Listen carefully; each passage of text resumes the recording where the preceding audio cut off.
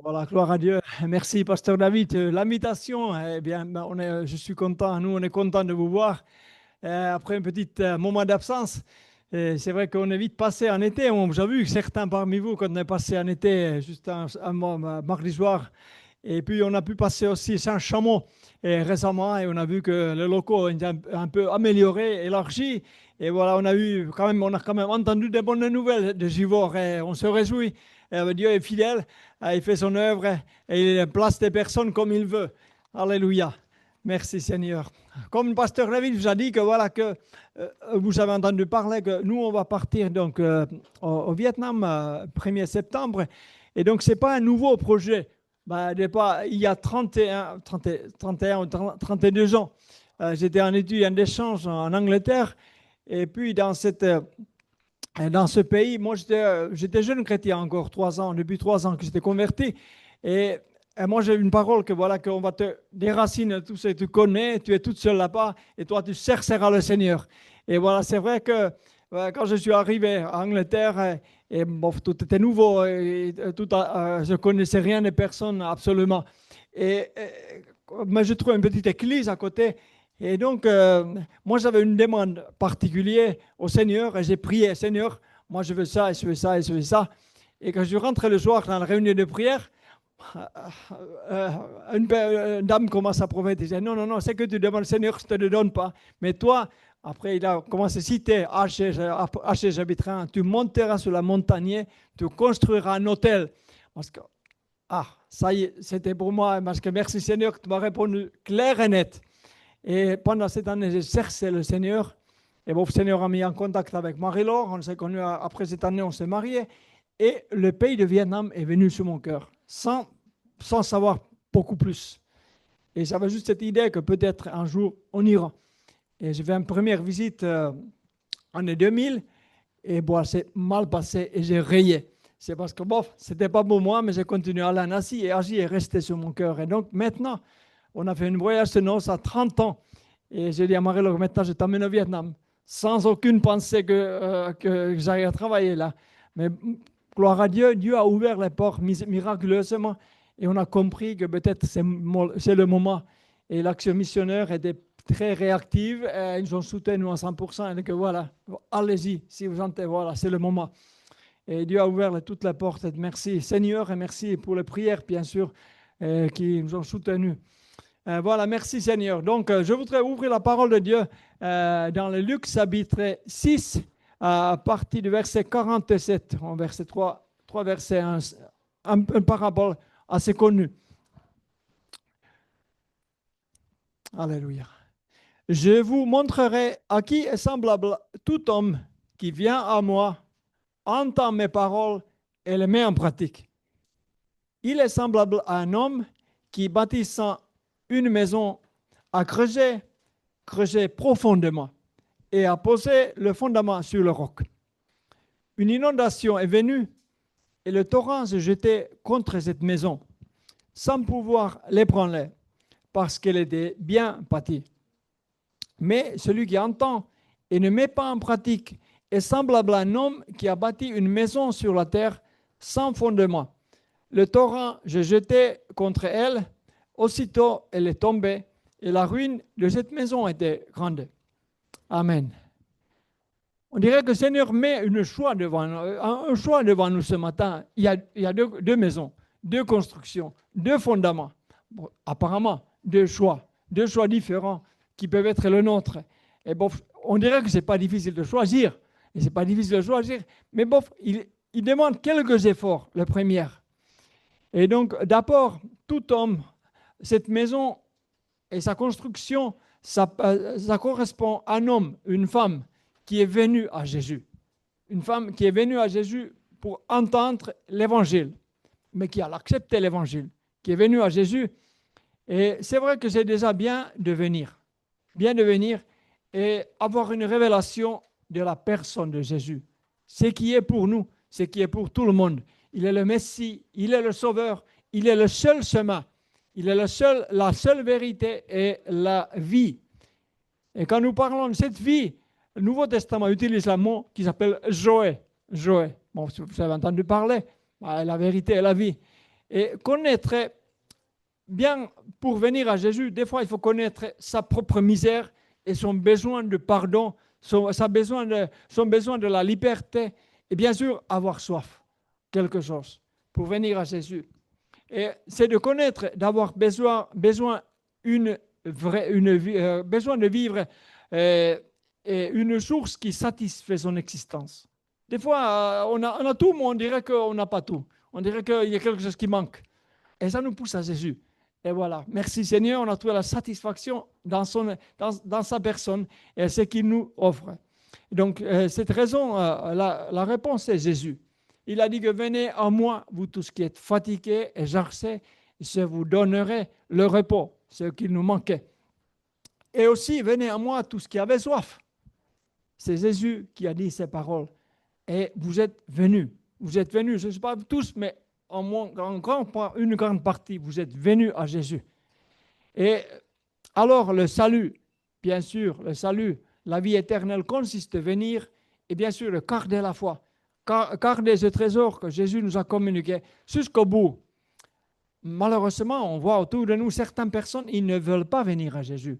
Ou ils ne peuvent pas venir peut-être complètement. Ils ne veulent pas venir. Car peut-être ils ne croient pas, ils ne croient pas que Jésus, il est le Fils de Dieu, il est le Messie, celui qui est la vie éternelle. Ou peut-être il y a d'autres raisons. Il y a peut-être, ils pensent qu'il y a une autre solution. Ils veulent trouver une autre solution alternative, peut-être plus facile, peut-être moins humiliant à certains cieux. Mais en fait, on comprend que notre vie naturelle n'est pas suffisante. Il manque quelque chose. Notre vie naturelle, elle est trop courte, trop fragile, trop faible. Et des fois, ils pensent qu'il faut la fortifier. Il faut la fortifier pour la rendre un peu plus adaptée. Mais des fois, les gens font par les stupéfiants, mais par des relations, par des approbations de l'homme et par des positions qu'on peut avoir dans la société des hommes. Et c'est de façon qu'on pense qu'on peut rendre cette vie qui semble fragile un peu plus forte. Et cette vie aussi a un nom dans les évangiles. Il s'appelle psyché. C'est toujours traduit en français, la vie. Mais c'est la même mot, vie. Mais en fait, quand on dit l'évangile, on voit mais il y a deux vies. Il y a la vie qui s'appelle psyché et la vie qui s'appelle Joé. Mais toujours en français, on lit qu'il y a une seule vie. Mais cette vie que nous, les hommes, essayent de fortifier toutes sortes de... Cette fragilité de l'homme, cette vie qui est fragile, il s'appelle psyché dans la parole de Dieu. Des fois, on essaie de le fortifier. Mais quand on est venu à Jésus, on a compris que ce n'est pas possible. Il y a toujours des failles. On ne peut pas le fortifier. Il reste toujours des failles dans cette vie naturelle. Il faut venir à Jésus. Il nous a donné une autre vie, et il s'appelle justement Joé. Cette vie éternelle, cette vie qui est comblée. Et donc, Jésus a dit aussi qu'il est la vie. Il a dit qu'il est la vie, la résurrection, et justement cette vie qu'il nous offre. Il est cette vie. Et des religions, des positions, des convictions et des philosophies ne peuvent pas combler cette vie fragile de l'être humain. Et Jésus, par contre, il dit que lui, il est la vie, cette vie Zoé, qui est la parole. Donc le mot vie, comme on a dit, que ça se traduit dans deux façons d'origine grecque, psyché et Zoé. Voilà. Et la vie qui est en Jésus, ce qu'il nous offre, c'est Joé. Mais ce qu'il a offert à la croix, c'était pas Joé, c'était psyché. Il a offert sa vie naturelle, sa vie éternelle, cette nature divine. Il n'est pas mort, il n'est pas mortel. Et en échange, la vie qu'il nous offre, il nous offre cette vie Joé, cette vie qu'il a toujours gardée lui-même et qu'il nous offre parce qu'il a offert cette vie psyché. Voilà, c'est un peu philosophique, mais on voit quand même qu'il y a ces deux vies différentes et deux définitions différentes dans le Nouveau Testament. Et la vie psyché que tous les êtres humains possèdent déjà. On a une vie, on a une âme, on a une personnalité. Cette vie, il s'appelle psyché dans le Nouveau Testament, vie terrestre. Il n'y a rien de mauvais, Dieu l'a fait, Dieu nous l'a donné. Et psyché, l'âme, Dieu nous a donné. Mais tous ces moyens artificiels pour se donner une belle existence, une satisfaction éphémère, pour se permettre un chemin large et spacieux, pour que ces psychés se réjouissent, mais qui se termine en perdition. Et justement fortifie cette vie naturelle, cette vie psychique. Et ça nous séduit souvent, ça nous séduit. Mais on peut se demander que ce n'est pas pourtant une bonne chose. Ce n'est pas Dieu qui a donné la vie naturelle. Il nous a donné l'âme, il nous a donné la vie naturelle. Eh bien, c'est bien ça. Dieu nous a donné la vie naturelle. Il nous a donné psyché et joie. Mais malheureusement, comme vous le connaissez dans l'Évangile, vous connaissez l'Évangile, que le sang qui coule dans nos veines et qui donne la vie à notre psyché, c'est souillé. C'est souillé. Alors la vie qui en sort est aussi souillée. Il y a des failles, il y a des frustrations. Il reste mortel, cette vie reste mortelle. Parce que le sang même lui-même est souillé par la chute d'Adam. Et depuis, c'est resté souillé. Il y a un seul sang qui a été sans souillure, c'était celui de Jésus. Parce qu'on dirait que son papa n'était pas Adam.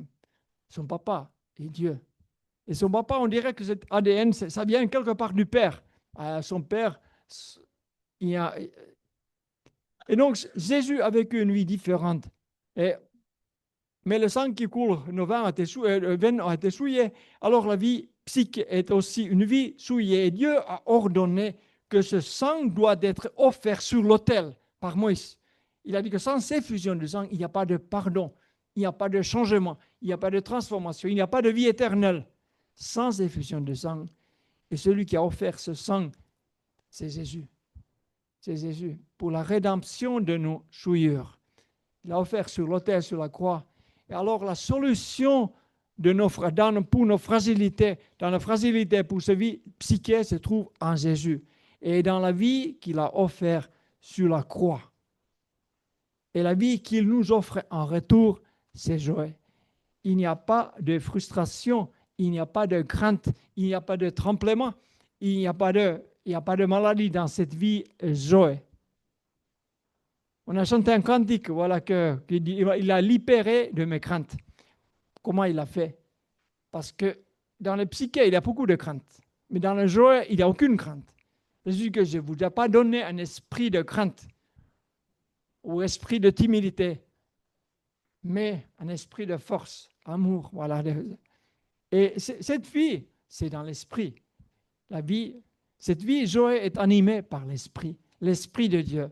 Et voilà, c'est ce qui fait la différence. C'est pour ça qu'il nous a libéré de la crainte. Il nous a communiqué une autre vie où il n'y a pas de crainte, où il n'y a pas de frustration, où il n'y a pas de faim, où il n'y a pas de limite.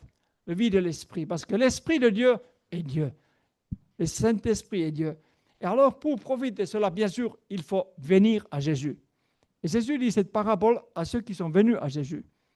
Ce matin, si tu n'es pas encore venu à Jésus, bon, ce n'est pas mauvais, tu peux venir ce matin à Jésus. Alors, tu fais partie de cette personne, ces personnages que Jésus parlait. Donc, ceux qui sont venus, cet constructeur sage, il est venu et cet homme il a aussi entendu parole. Ce matin, vous êtes dans le bon endroit parce que là, on entend la parole. On entend la parole. C'est-à-dire devenir un disciple, un apprenti. Jésus n'est pas uniquement le sauveur, mais il est aussi le maître, il est le Seigneur, il est celui qui veut nous enseigner et de qui nous voulons apprendre. Et dans ce lieu de culte, nous entendons, nous apprenons de Jésus parce que sa parole, Jésus est la parole de Dieu. Et Saint-Esprit, son esprit a inspiré la parole de Dieu. Même cette parabole dans l'évangile de Luc, le Saint-Esprit les a inspirés, la parole de Dieu lui-même qui a parlé, Jésus. Et dans la vie qui est dans le Nouveau Testament, la vie qui s'appelle psyché, est mentionnée plusieurs fois dans le Nouveau Testament, surtout dans les évangiles. Parce qu'après les évangiles, on ne parle plus beaucoup de ça. On parle de la nouvelle vie. Après que Jésus a donné sa vie, on commence par parler plutôt joie, cette nouvelle vie qui ne termine pas. Et évangile de Luc, toujours chapitre 9, l'évangile toujours, c'est Luc, chapitre 9, verset 23. Jésus a dit, en condition, parlant des conditions des disciples, ceux qui veulent venir et ceux qui veulent entendre et ceux qui veulent suivre. Et c'est que Jésus dit, 23, puis il dit à tous, si quelqu'un veut venir après moi, donc suivre, qu'il renonce à lui-même, qu'il se charge chaque jour de sa croix, qu'il me suive, car celui qui voudra sauver sa vie la perdra. Sauver sa vie, c'est vie psyché, qui va sauver sa vie naturelle, la perdra. Mais celui qui la perdra à cause de la moi, la sauvera. Et que servirait-il à un homme de gagner tout le monde s'il se détruisait ou se perdait lui-même? Car quiconque aura honte de moi et de mes paroles, le Fils de l'homme aura honte de lui quand il viendra dans sa gloire et dans celle du Père et de ses saints anges. Donc Jésus donne ses commandements. Si quelqu'un veut, il y a un prix pour venir après moi, il y a un prix qu'il renonce à lui-même. Cette vie psyché, il se charge chaque jour de sa croix. Mais on peut poser la question, mais Jésus, il se chargeait une fois. Et ça y est, c'est suffisant. Mais nous, si chaque jour, mais on n'a qu'une seule vie, si on prend sa croix, si on fait comme Jésus, c'est mortel. C'est mortel la croix. Mais c'est que la croix devait être mortelle dans cette vie psyché. Cette vie psyché qui se présente avec toutes ses idées, avec toutes ses motivations, toutes ses envies, tous ses désirs. Cette vie psyché, il faut l'enterrer. Jésus a offert cette vie psyché pas uniquement sur la croix. Il a offert dans le désert 40 jours menés par et chaque jour, quand il a commencé à servir, il se présentait devant le Père. Ce n'est pas moi, ce n'est pas la volonté de mon psyché, mais j'ai joué cette divine nature. Jésus avait bien ces deux natures, nature divine, nature humaine, nature terrestre. Mais quand il y avait question de choix, c'était toujours la nature divine qui était priorisée. Moi, je voudrais que je serais pareil pour ma vie, pour ta vie. Mais pour moi, ce n'a pas toujours été le cas. Des fois, c'est le psyché qui emporte sur Joël. Mais Dieu veut que Joël emporte sur psyché. Que l'homme spirituel, il puisse montrer la direction. L'Esprit de Dieu puisse diriger. Et cet être terrestre naturel, il l'accompagnait, mais qui restait à soumission. Et c'est un peu ce que Jésus veut enseigner par cette parabole.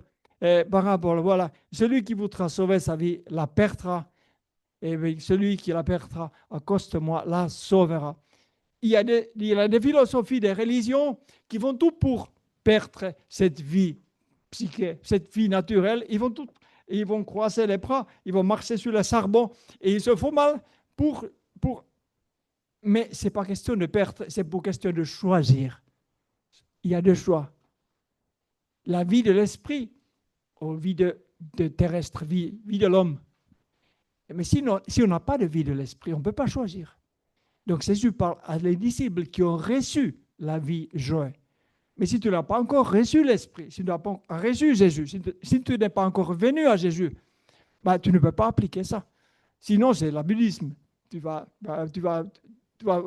aller vers Nirvana, tu vas nier tous tes désirs pour profiter de rien. C'est lui qui dit que celui qui la perdra à cause de moi, ce n'est pas pour rien, mais à cause de Jésus. Parce que lui, la vie qu'il offrait est supérieure, plus forte, plus réjouissante et moins fragile. Et donc, on ne devient pas un ascète qui va faire les choses que les gourous font. Mais à cause de Jésus, parce que lui, cette vie qu'il offre est supérieure. Et il est éternel. Et elle continue à grandir dans notre vie. Donc, c'est tout à fait compréhensible et sage de vouloir sauver sa vie. Rien de mal. Mais ce qui est sage aux yeux des hommes est une folie pour Dieu. Homme calcule son chemin. Et quand il commence, celui a dit que celui qui a honte de moi, si j'ai honte de lui, dans ce lieu, je peux confesser Jésus, mais dans ce lieu, dans cette situation, non, il vaut mieux pas. Qu'est-ce que les gens vont dire que je parle de Jésus? L'homme calcule. Mais Jésus a dit que la confession, l'esprit de prophétie, l'esprit témoignage de Jésus, c'est un esprit de prophétie. Témoignage de Jésus, quel que soit l'endroit, c'est un esprit de prophétie. Et Jésus dit aussi, Jean, son disciple, Jean, il dit que, voilà, que celui, l'esprit qui confesse que Jésus est fils de Dieu, bibliquement, il vient de Dieu. Ce n'est pas une confession terrestre. Ce n'est pas notre psyché qui pousse à confesser Jésus-Christ dans toutes les circonstances et bibliquement. Homme calcule, moi, là, je peux confesser, là, je ne peux pas. Il vaut mieux que je me tais. Ça vient de psyché. Mais l'Esprit de Dieu pousse à confesser Jésus-Christ. Témoignage de Jésus, c'est l'esprit de prophétie, l'Esprit de Dieu. Donc, l'homme naturel, on cherche tous les moyens de fortifier notre psyché, menant enfin à la ruine. Alors, cette vie naturelle, terrestre, psyché, il faut la perdre à cause de Jésus pour l'évangile. Et donc, pourquoi cet homme sage, dans notre parabole que nous avons vue, pourquoi il a creusé profondément? On pourrait peut-être faire une petite maison pour nous ce matin. Voilà, il y a une maison qui a été construite il y a le roc, il y a le sable. Et donc, quand on construit une maison, moi, ce n'est pas ma profession, je ne peux pas parler hautement, mais il a dit que l'homme, dans la parabole, il a creusé profondément. On dirait qu'il lui manque un petit peu pour aller à la profondeur. Parce que vous voyez qu'il y a un petit peu de terrain en vrac entre le fondement et entre le roc. Il y a un petit peu de terrain en vrac, en sol. Et vous voyez qu'il y a une inondation, un glissement du terrain qui arrive. Bon, c'est bien construit, mais ça risque de tout ce qui est sable entre le roc et la maison, ça risque tout emporter. La maison va partir quand une inondation.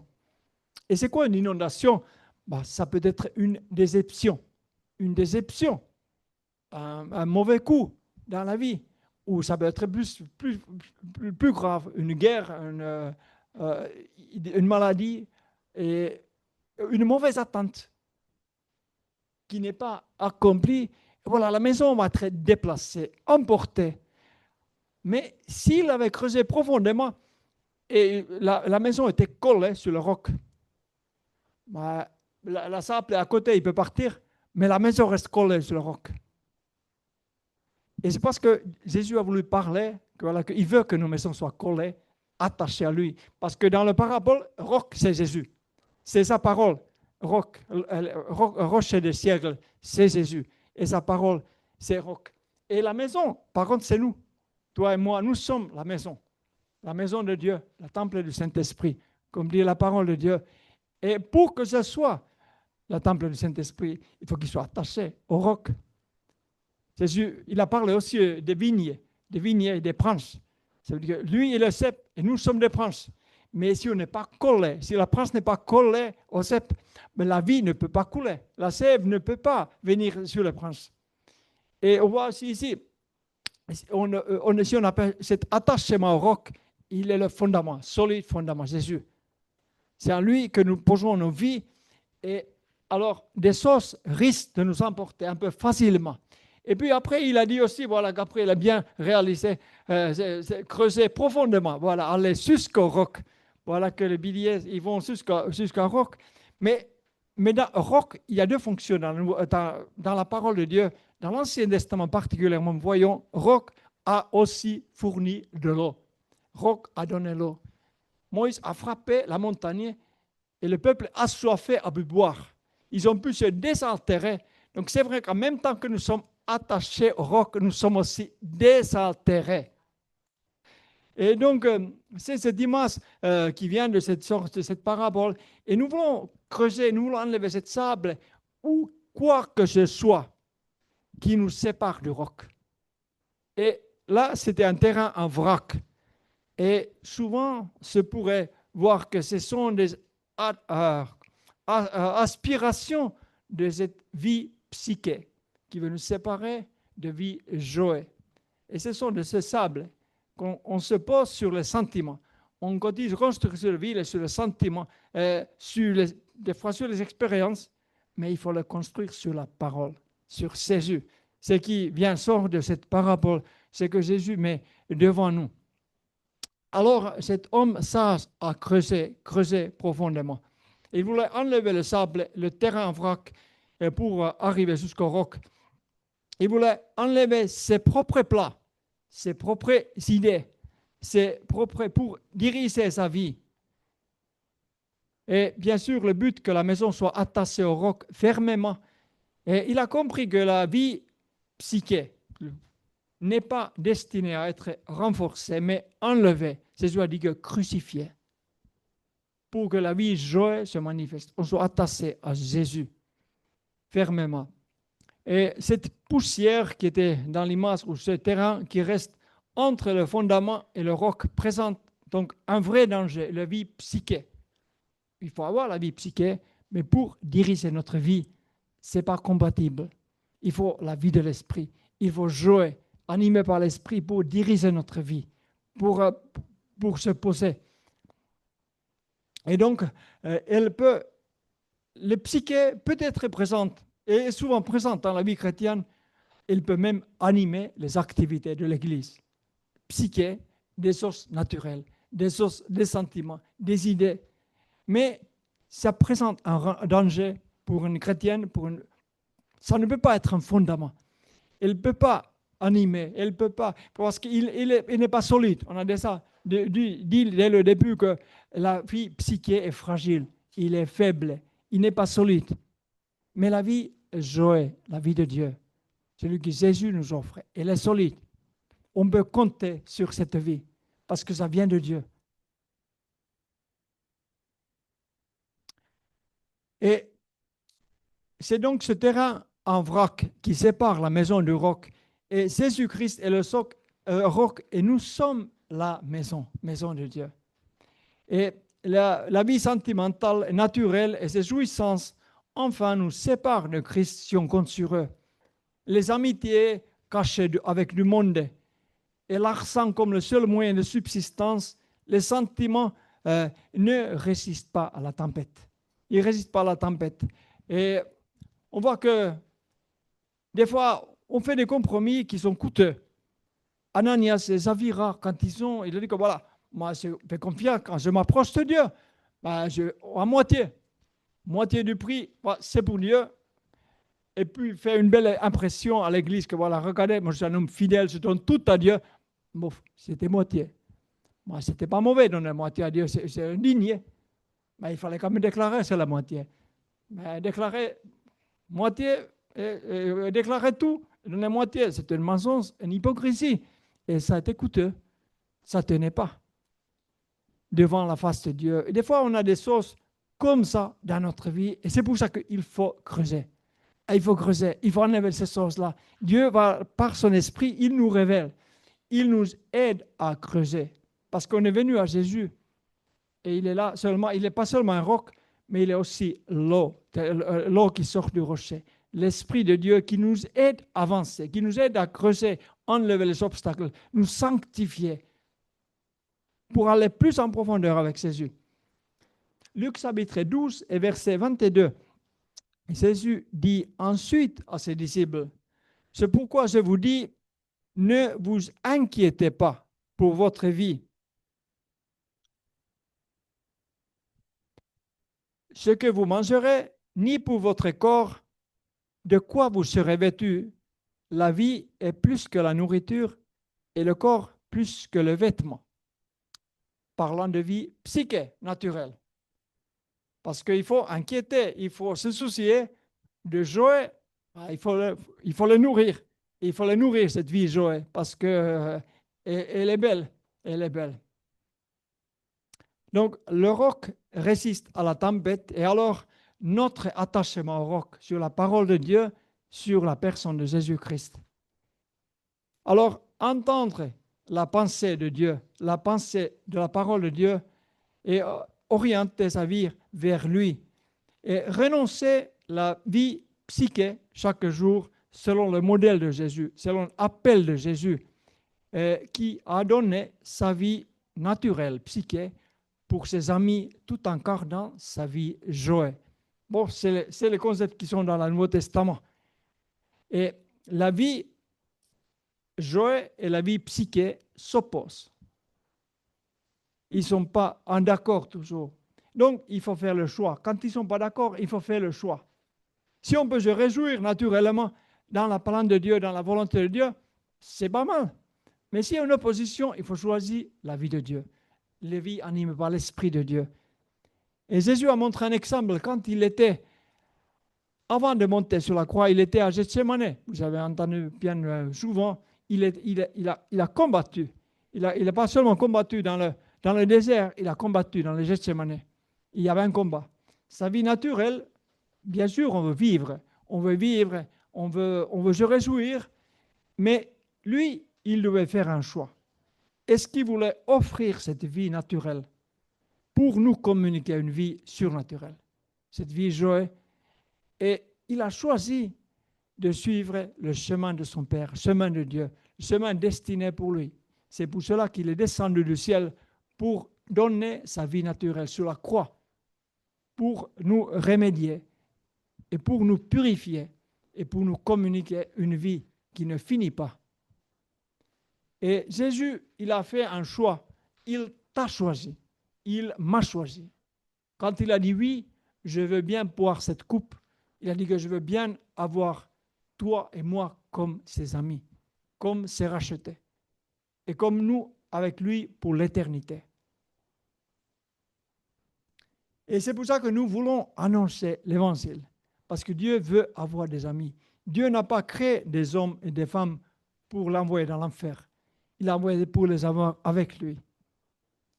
Et merci Seigneur, un grand nombre de personnes ici, ce lieu de culte, Dieu nous a trouvés. On est devenus ses amis. On le sera pour l'éternité. Et on va pas aller toute seule, on ne va pas amener les autres avec nous. Que Dieu nous fasse grâce, que nous puissions porter du fruit aussi en numérique et bien sûr qualitatif et quantitatif dans notre vie. Et c'est son esprit, cette vie de joie animée par le Saint-Esprit qui nous fait porter du fruit. Donc c'est pour cela on veut entendre la parole de Dieu et on va entendre les paroles de Jésus. Mais il y a encore troisième, l'homme constructeur sage, il avait encore troisième chose. Il fallait venir et il fallait écouter les paroles. Et puis troisième, qu'il les met en pratique. Troisième, obéir, suivre, mettre en application.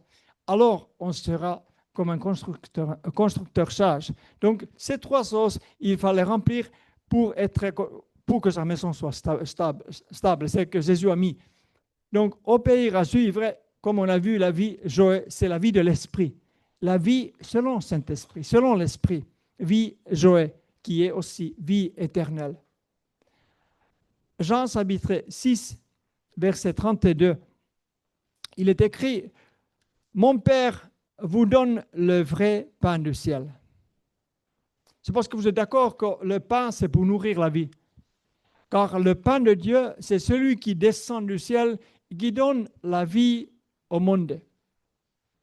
Alors, on peut poser la question, alors laquelle vie? Parce qu'on a parlé de deux vies. Joie, le pain de vie qui nourrit cette nouvelle vie. Jésus est le pain de vie pour la nouvelle vie. Cette vie qu'il a mis en nous par sa grâce quand on est venu à Jésus. Jésus a donné sa propre vie naturelle pour que nous puissions avoir une vie surnaturelle, la vie joie. Et Jean chapitre 10, verset 10, que vous connaissez très bien, Jésus dit dans la deuxième partie du verset que moi, je suis venu afin que les brebis aient la vie surnaturelle. Jésus n'est pas venu pour que tu puisses avoir respiration et l'être, non, mais que tu puisses avoir le souffle de Dieu. Souffle de Dieu, le Saint-Esprit et la vie éternelle. Et que tu puisses avoir que tu puisses être une nouvelle créature. Et qu'elle est en abondance. De que la vie de Dieu soit en toi, en moi, en abondance. Et après les évangiles, après que Jésus a donné sa vie, et dans les épîtres du Nouveau Testament, il était presque toujours question de vie joie, animé par l'esprit de vie, esprit de Dieu, donc la vie joie. Et l'apôtre Paul, il dit que n'enivrez pas du vin, car on enlève tous les restreints naturels et on va vers la débauche. Enivrez pas, soyez pas enivrés du vin, mais soyez remplis du Saint-Esprit. Donc, on pourrait dire que ces deux éléments, ils donnent la vie. Le vin donne la jouissance au psyché. Notre vie naturelle, ça va libérer notre psyché. On devient un peu fou, on pourrait dire, et certains aiment bien ça. Et donc, mais il y a des conséquences. Il y a des pauses. Et ça nous enlève tout ce qui est sain, tout ce qui est juste, et tout ce qui est de bonne morale. Et donc, ça donne la vivacité au psyché. Alors, soyez remplis du Saint-Esprit, parce que là aussi, il y a des conséquences. Et ce qui anime le joie, la nouvelle vie, c'est le Saint-Esprit. Ça fait ranimer cette nouvelle créature joie. Et c'est pour ça qu'il nous a libérés de la crainte. Quand on est rempli du Saint-Esprit, on est libéré de la crainte. Et on peut obéir, on peut suivre Dieu. Et on peut aussi creuser. Jésus, la première fois qu'il a vraiment, on voit dans les évangiles, Jésus lui-même, il a creusé. L'Esprit de Dieu l'a dirigé vers le désert. Il a creusé, il était là, il voyait personne sauf que le diable là-bas dans le désert. Et il a dû choisir, comme il a dit dans l'évangile, dans cette parabole, que celui qui entend mes paroles et qui les met en pratique. Donc, Jésus a entendu la parole de Dieu de la bouche du diable, mais il a aussi cette version de son Père. Donc il y avait deux traductions de la Bible dans le désert, celle du diable et celui de Dieu. Et il a dit, quelle traduction tu vas choisir dans le désert? Jésus a choisi la traduction de son Père. Son papa, inspiré par Dieu, il a donné la fuite au diable. Il était éprouvé, il a creusé. Il a enlevé toute la mauvaise parole, toute la mauvaise idée de la parole de Dieu. Dans notre vie peut représenter des mauvaises traductions de la parole de Dieu et des mauvaises sources. Et quand on s'approche de Dieu, Dieu, par son esprit, il va éclairer notre vie. Parce que, mon enfant, ça ne va pas avec ma parole. Lis une autre traduction. Lis une autre traduction, pas une traduction du diable ou une rétorsion de la parole de Dieu, mais lis comme il est écrit. Et voilà. Et Dieu donnera la force de se séparer de ces mauvaises herbes dans notre vie et creuser plus profondément. Et donc, n'enivrez pas de vin, mais soyez remplis du Saint-Esprit pour être conduits par lui et pour suivre Jésus. Où que je sois dans le désert, ou que je sois dans les œuvres miraculeuses. Parce que c'est seulement la vie de Joël qui peut manifester les miracles. Parce que le Saint-Esprit est là.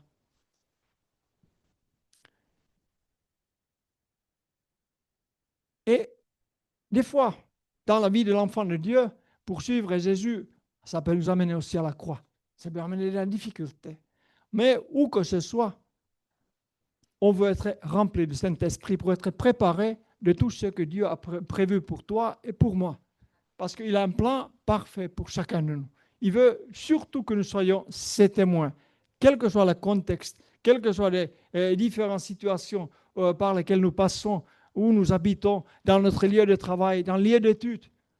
Il y a toujours et partout des gens qui n'ont jamais entendu l'Évangile. Attention, jamais. Il y a 10 jours, on était à marché de Craponne, là-bas à l'ouest. C'est catholique, on dirait que c'est chrétien.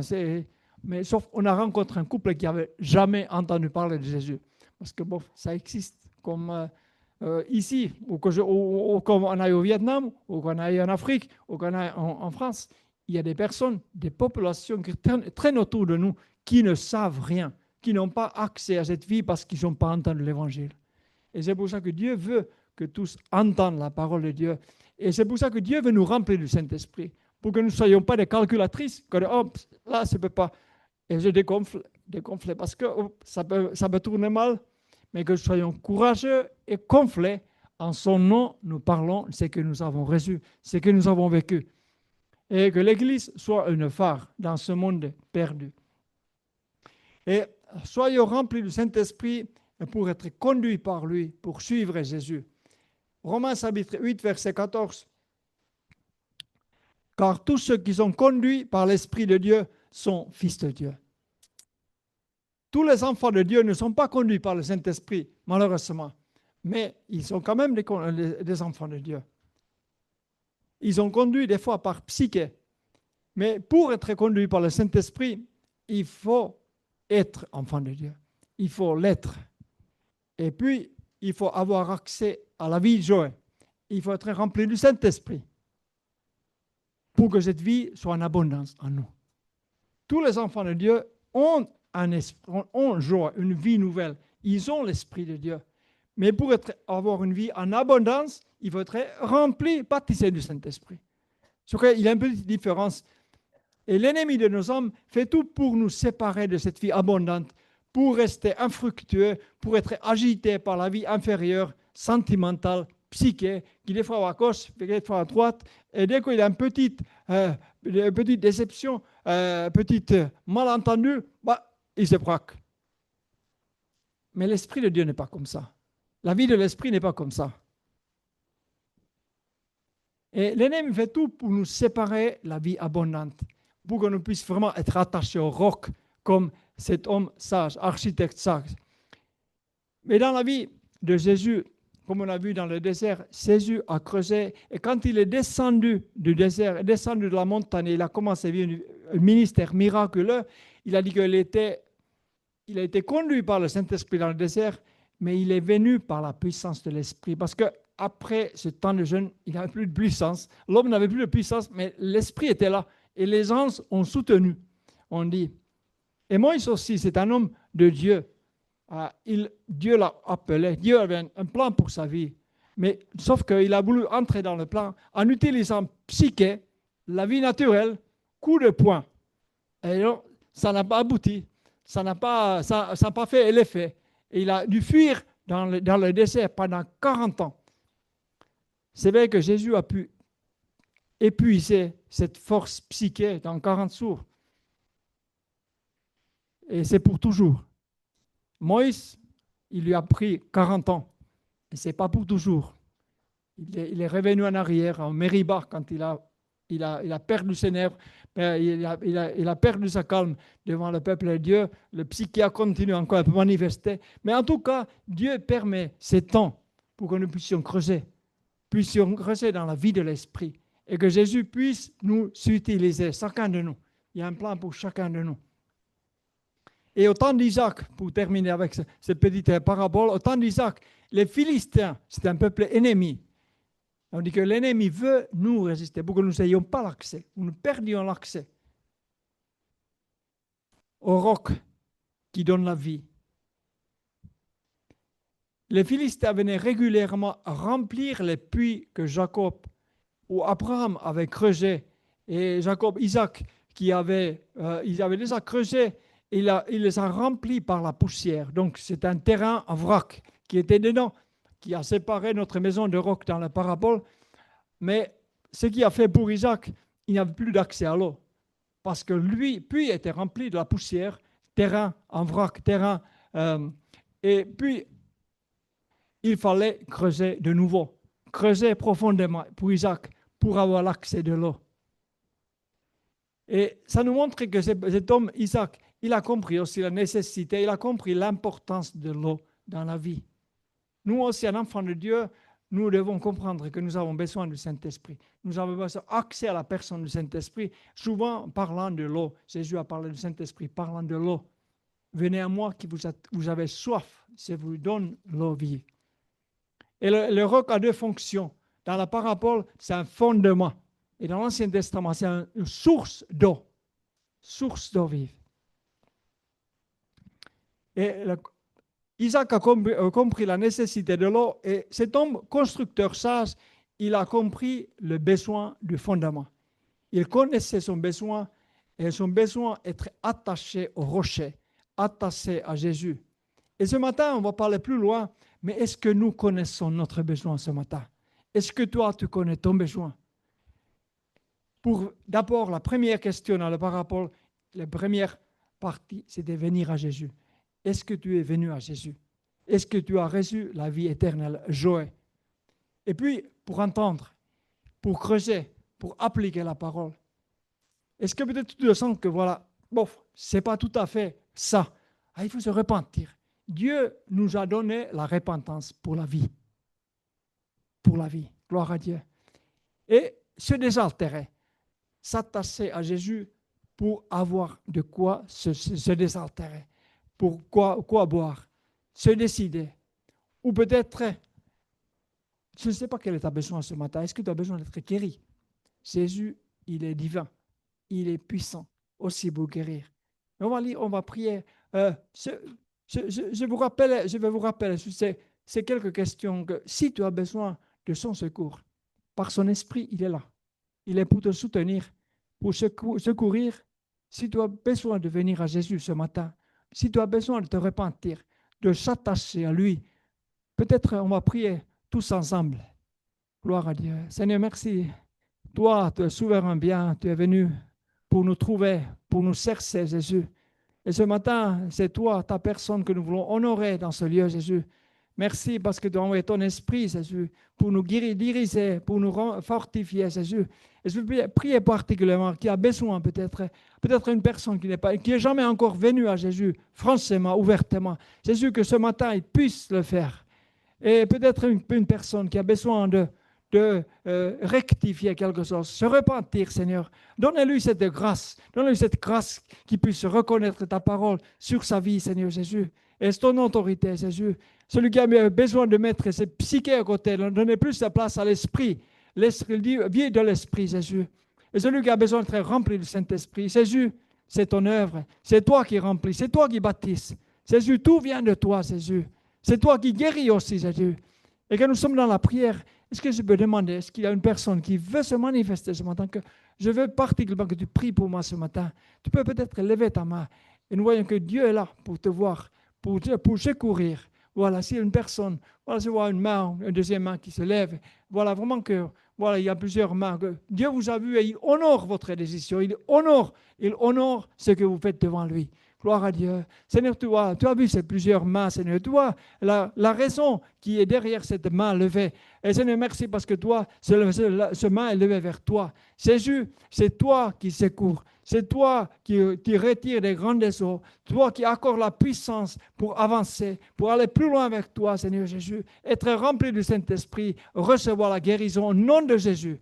Alléluia. Jésus, fais bien ton peuple ce matin pour la gloire de ton nom. Amen. Amen.